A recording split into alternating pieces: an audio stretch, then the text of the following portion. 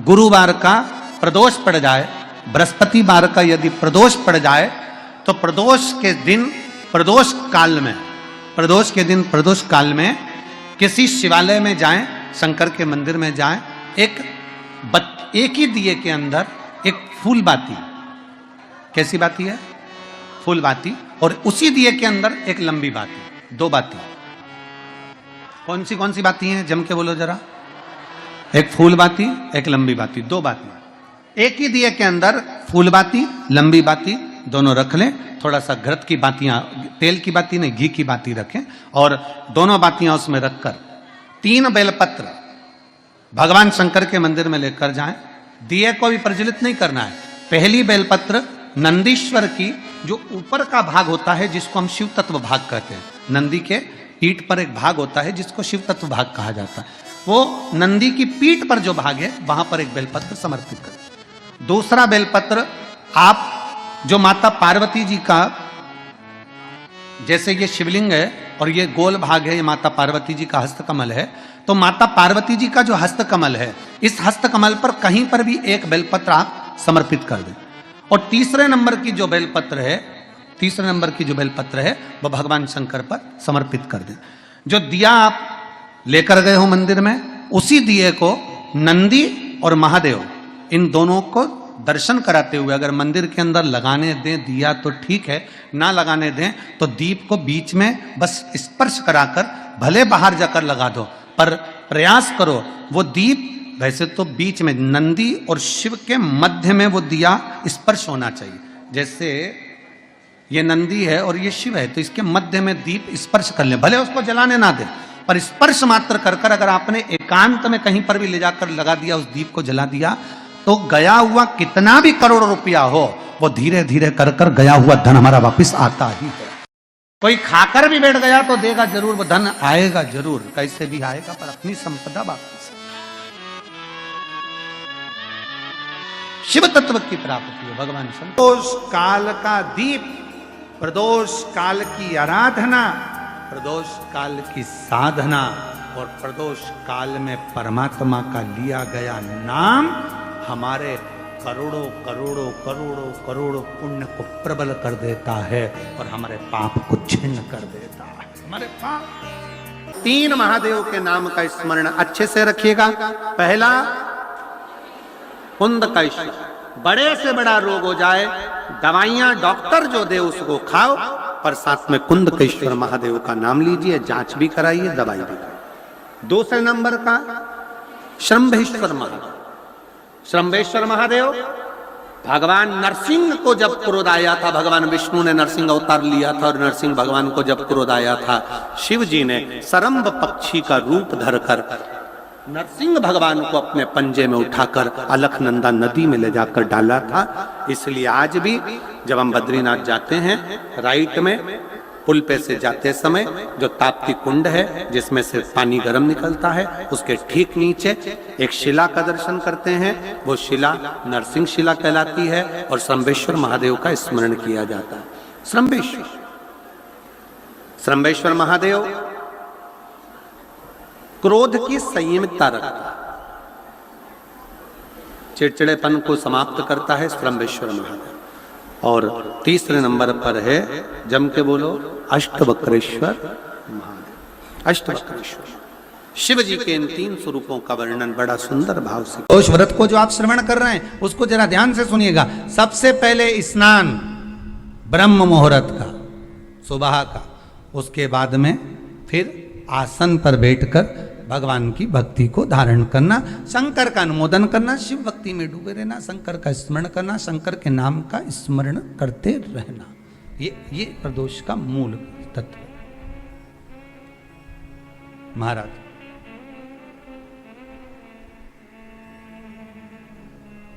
प्रदोष व्रत करने वाले को भोजन नहीं करना चाहिए,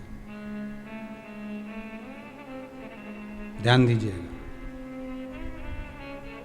फलाहार करो, उसमें भी नमक का सेवन मत करो। प्रदोष व्रत में नमक का सेवन वर्जित होता है। कारण क्या कारण होता है? उसका एक कारण माना गया, नमक की वर्जितता। जिस समय पर एक नगर में एक ब्राह्मणी रहती थी, बहुत भाव से सुनिएगा, प्रदोष व्रत, नमक को त्यागने का भाव। प्रदोष व्रत की किताब में भी मिल जाएगा आपको, आप पढ़ेंगे तो सुना होगा आपने। एक ब्राह्मणी रहती थी एक नगर में, उसका पति नहीं था, छोटा सा बालक एक साथ में रहता, छोटा सा बालक। अब ब्राह्मण के घर की धर्म पत्नी है,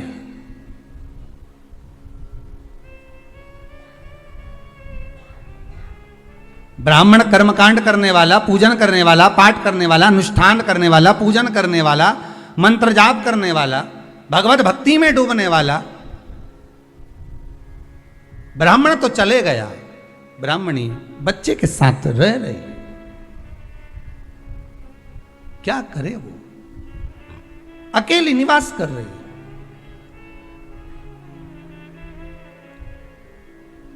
अकेली रह रही है। और ब्राह्मणी बच्चे के साथ भ्रमण करती रहती, घूमती।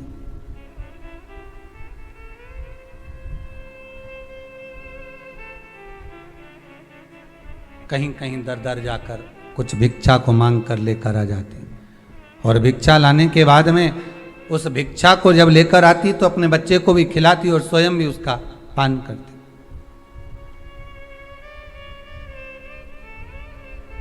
एक दिन ब्राह्मणी भ्रमण करते करते प्रदोष काल के समय पर शिव मंदिर में प्रवेश करी, प्रदोष काल के समय पर। और शंकर मंदिर में जब प्रवेश करा, प्रदोष काल किसको कहते हैं? सूर्य अस्त हो रहा हो, रात्रि प्रवेश कर रही हो, दोनों का जब मिलन हो रहा हो वो प्रदोष काल कहलाता है। दोनों का जब मिलन हो रहा, सूर्यास्त हो रहा हो, रात्रि अपना चरण बढ़ाने के लिए आगे बढ़ रही हो, और दोनों का जब मिलन हो रहा है वो प्रदोष काल है, वो प्रदोष का समय है।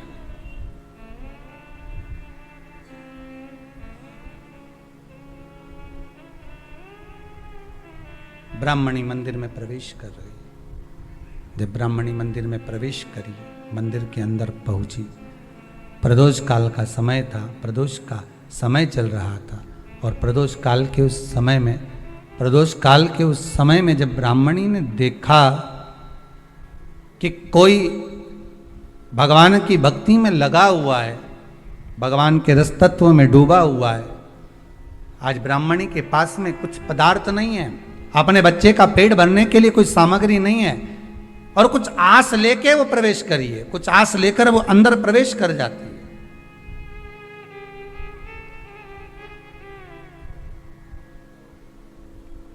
कोई ऋषि की पत्नी, कोई ब्राह्मण जन की अर्धांगिनी उस प्रदोष के समय पर शंकर का अभिषेक पूजन कर रही थी, भगवान शिव की आराधना कर रही थी, भगवान की भक्ति में डूबी हुई थी। बोला सब दुख का, कह दे कि तुम्हारी जिंदगी में दुख ही दुख है,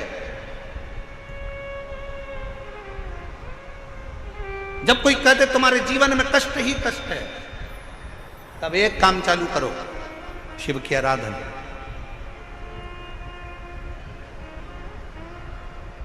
तब एक काम चालू करो, भगवान शंकर की आराधना।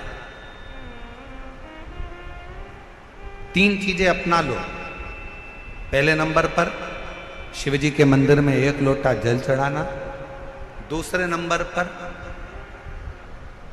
अगर प्रदोष के दिन मंदिर में दिया लगा सकते हो तो ठीक है, नहीं तो एक कनेर का फूल पीला वाला, देखा है आप लोगों ने? जम के बोलो जरा। पीले कलर का कनेर का फूल, एक प्रदोष के दिन, प्रदोष काल के समय पर अगर दीप लगा सको तो ठीक है, नहीं तो एक कनेर का फूल पीले कलर का, शिव जी के अशोक सुंदरी का स्पर्श। अशोक सुंदरी वाली जगह मालूम है ना आप लोगों को? फिर से आप समझ लें।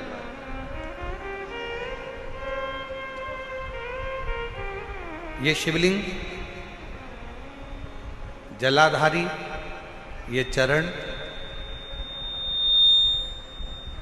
राइट में गणेश जी, लेफ्ट में कार्तिकेय जी, मध्य भाग में जो एक मोटी सी लाइन होती है वो अशोक सुंदरी का स्थान होता है। जहां पर शिवलिंग रखा हुआ है ये पार्वती जी का हस्तकमल।